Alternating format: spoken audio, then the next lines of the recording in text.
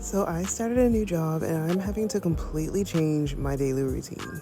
It is a work from home job, and thankfully so far I have not had to be on the camera, but I still like to give myself an extra hour or two to get ready so I don't have to rush through my morning routine. And I like to get dressed and be comfortable for the day because it really helps me get into a mental shift from relaxation to working. In the mornings, I usually do a protein shake, but today I really just wanted a chai latte. And after working a couple hours, I'll go make something else to eat. Then it's back to work. And then for the rest of the day, I'll work on my content or any client work that I need to do.